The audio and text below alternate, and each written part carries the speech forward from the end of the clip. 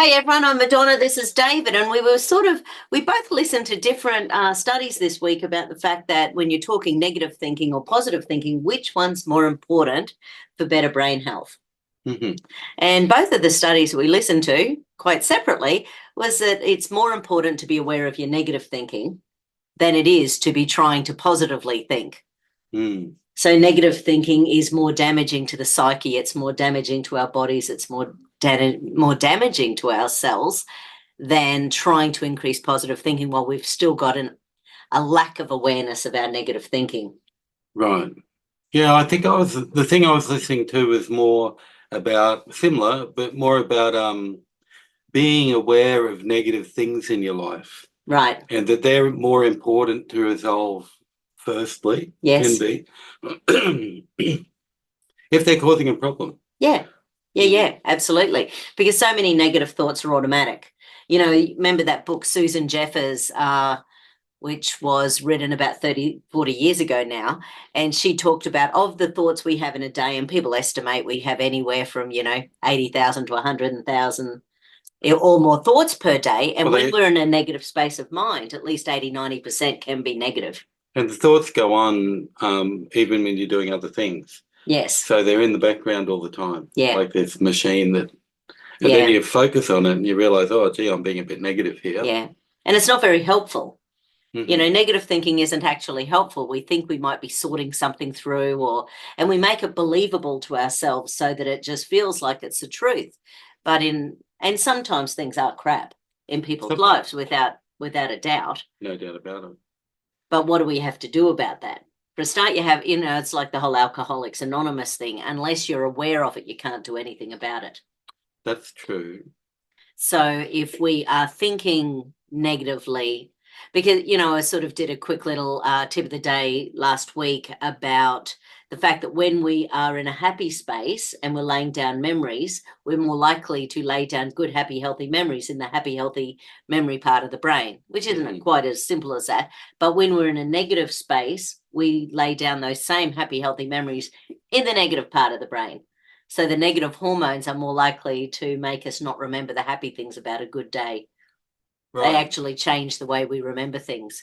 So it amplifies the negative in our belief systems because we're not actually remembering the positive. And that's being assisted or malassisted by what's happening physically, hormonally. Yeah, we're giving ourselves misinformation and disinformation and malinformation.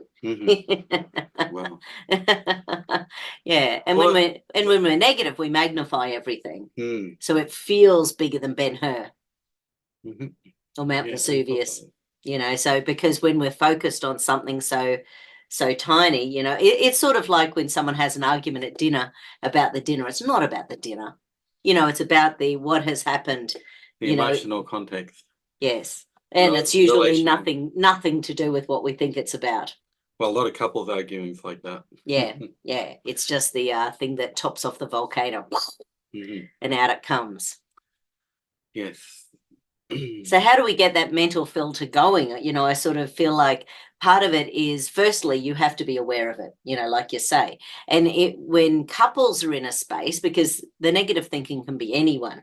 And like we chatted about last time, sometimes, when people are living on their own, they're more likely to amplify their own stuff because they don't really have a good filter mechanism of someone else, to, throw ideas around with. At least when you're in a couple or a family, you sort of say something, go, yeah, don't say that in public. I wouldn't be out there in the world saying that sort of thing. Well, they can be states, can't they? Like, featured illnesses like depression and anxiety. Yeah. They both have negative thought patterns with them. Right. So anxiety is future orientated. So it'll be negative thinking in the future space. Right. And depression's often. You mean worry about what's going to happen? Worry about what's going to happen, whereas depression's often worried about what has happened. Right. Okay. And so they both have this negative focus. Yeah. And so in counselling, you usually use processes like CBT, cognitive behavioural therapy. Right. And whereas I'm generally a positive therapist, because a lot of people don't want to go back into the negative past, and they want future orientated, step-by-step improvements. Yeah. But with CBT and looking at those negative things, they're often things that have developed over our life as defense mechanisms. Absolutely. And so CBT works through those because in the strictest thing there, they call them they're misconstruing. Right. That's the word. So the original work on this type of thing was done by John Bowlby, and it had to do with attachment theory. And in cognitive behavioral therapy, you're working out where somebody's misconstruing, that's the word they use. So misconstruing means getting wrong about particular events or circumstances or relationships. And then, so when generally in CBT, you work through all these negative types of thinking, right, and what thoughts are and how they work, and the defense mechanisms are things like you've got a list of them. These ones you've got up here are fairly similar, like all or nothing thinking, overgeneralizing. This is always like that. All or nothing thinking is black and white thinking. Discounting the positive, so we're just focusing on the negative too much, being too negative. It's like when someone says, "You're looking really great today, David," and you go, "Oh man, I had a crap night's sleep, and Now look at their skin cancer. Well, I know that's about to pop off. That's a good sign, actually. Well, it's on the way out. Yeah, it's on the way out. Been treating it. But anyway, that sort of thing where, people go, "Oh, this old thing, got this for $10 in an op shop." People discard positives regularly. Right. But going back into those, a lot of those negative defense mechanisms, they say, were developed in developmental theory, they'll be developed early in life. Yeah. And so they might have been going for a long time, and they get more concentrated as you get older because they're things that are put into the unconscious during what they call the latency period in Freudian. So you have the three early stages that ends up in the Oedipus, which is between 3 and 6. And then between 6 and adolescence, we work out all these social things, some that may be earlier, but ways of dealing with the social environment of school and that type of thing. And often they get pushed into the unconscious, and then you can slowly tease them out, looking at thought patterns, thought types, different ways of thinking. Yeah. Yeah, nice. Because I often think that people are sometimes when people are putting themselves down, like you say, it's a defensive mechanism. So we had this guy living with us for a little while who used to, apologize before he would say any sentence. Right. Because at 17 years old, he'd realized that if he did that, his dad didn't hit him. Oh, okay. So apologizing before you speak is a way of stopping someone from hurting you before you've even said anything. Yeah, kids who grow up in environments that aren't so empathetic and considerate will often do that, and they'll develop perfectionisms, which might be like that. It's being over nice. Yeah. And not normally nice. And it's like, well, if I'm nice to dad won't yell at me or hit me. Yeah. Or, it's a bit like that. Yeah, absolutely. And it could be mum too. Yeah. And even self-blame. If you take everything on yourself, then you're not putting it out there and blaming anyone else. So you've got less likelihood of someone coming along and attacking you or creating some trauma in you. And the thing is, those perfectionisms, sometimes they're just people who are really nice too. Like being really nice is similar. Yeah. But it depends if you're being walked over at the same time. Yeah. Absolutely. Like being really nice if you're not in any danger. It's a really nice way to be. Really friendly. I mean, there's all sorts of studies on that they say people should be a bit stern just because the people in the world aren't trustworthy, and that's true to a certain extent. Like for example, women find men who are like that less attractive than men who are a bit assertive and don't take that, who aren't people pleasers, aren't as attractive too. Well, that sounds stupid. But anyway. But it's just something about that being really nice. It's like, people are a bit sus on it sometimes. Yeah. So, when people start thinking, because what I think is, because, with kinesiology, I'll check, say, the map of consciousness where someone is, or within the counseling kinesiology, checking where they are in that grief gauge, and things like that. So to sort of see where, that's right. And really see where their unconscious brain, because a lot of this is unconscious and subconscious. Yeah, of course. So people aren't doing it consciously. That frontal cortex is going, no, no, no, no, no. Life isn't safe. Don't go out there and think.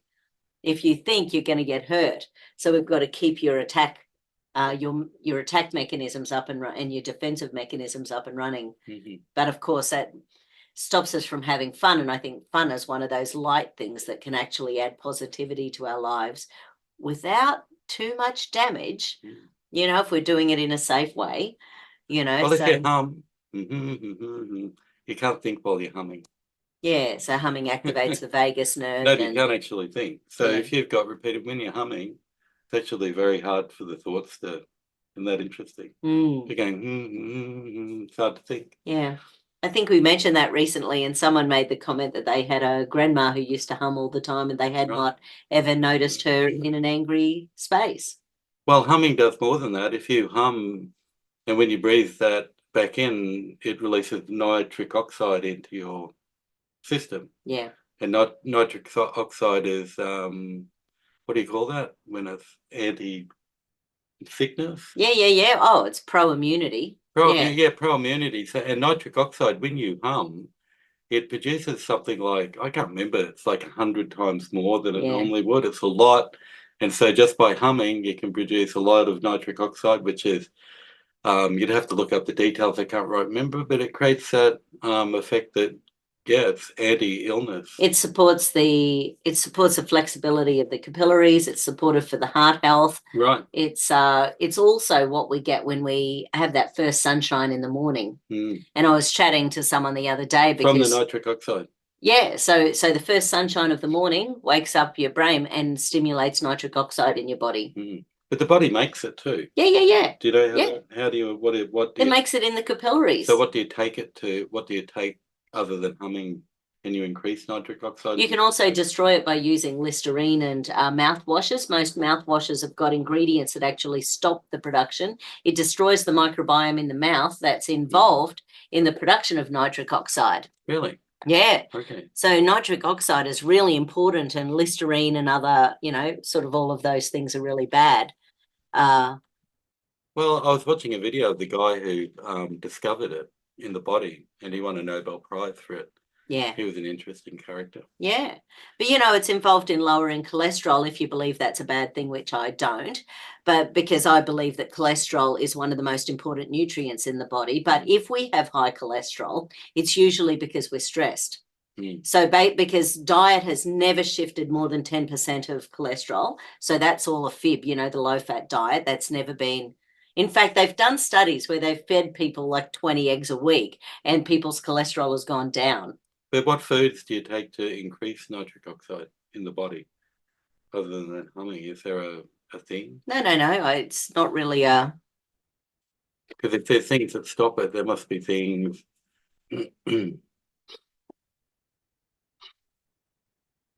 Yeah, so dark it's a green leafy veggies. What's agul? Kale, arugula, Swiss chard, spinach. So that would not be good for people with oxalate issues. It's also in things like beetroot, cabbage, cauliflower, carrots, and broccoli. So again, not very good with people with FODMAP issues. So it depends on whether people are able to eat those foods as to whether or not it's going to be beneficial for our nitric oxide levels. Nitric oxide might help with those problems as well. No. Once you're building up nanotoxins in your body, you're building up nanotoxins in your body. Well, no good for vegetarians. No, there's lots of other things, so you just have to know whether your body deals with these things. So don't pull the vegetarian card on me. You need to know what your body can cope with and what it can't cope with. Yeah. That's not a hard thing to do. So, but basically blood vessels, so in fact, it's usually been things to do with high blood pressure that increase nitric oxide, when we look at supplements and that sort of thing. Yeah, I'm just interested in being able to regulate it through breathing and humming. So that's why they'll in yoga they chant Om. It's the same thing, produces nitric oxide. They even say that when you do it, you want to go and then hold, with the breath out, hold it in. Yep. Walk around and then breathe it in, and that produces even more. Yeah. And going into your lungs is a good thing because it's good to have that anti thing directly in your lungs where you can have problems when you've got an infection. Yeah.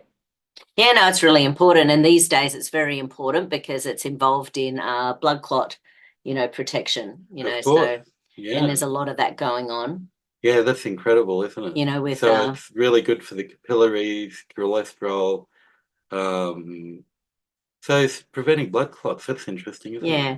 Well, because it's about blood, so people are getting spikopathy, so the spikes are building up in people's cholesterols and that's causing these micro blood clots, which is why people can get D-dimer tests. But, so yeah, that's why we've got to do these things, got to cut out the, the mouthwashes, get as early in the morning as we can, sunshine into our eyes and onto our forehead. It doesn't matter whether it's 6 a.m. or whether it's 8 a.m. Get out in the jolly sunshine as soon as you can. It doesn't matter if it's first sunshine, that will be optimal, but not everyone can manage that in their lives. You just do the best you can. But yeah. But humming also produces the slower outward breath. Yes. So that'll also, with the blood, that produces more more carbon dioxide in the blood, which makes the blood flow better. Yeah. And so you'll get, just by humming, you'll get better blood flow, increased nitric oxide. Yeah. And so it's all good for your blood, which is in everything.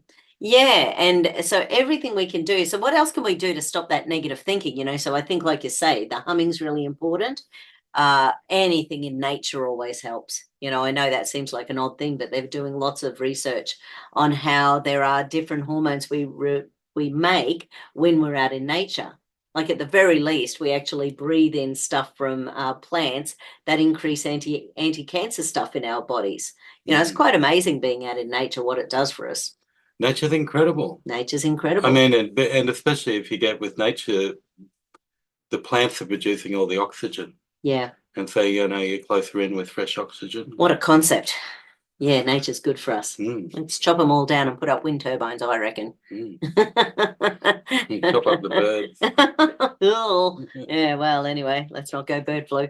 Okay, so yeah, that's good. So I think just being that awareness, and one of the things, one of my friends, he happens to be a Christian, he says, go to bed with forgiveness and wake up with gratitude.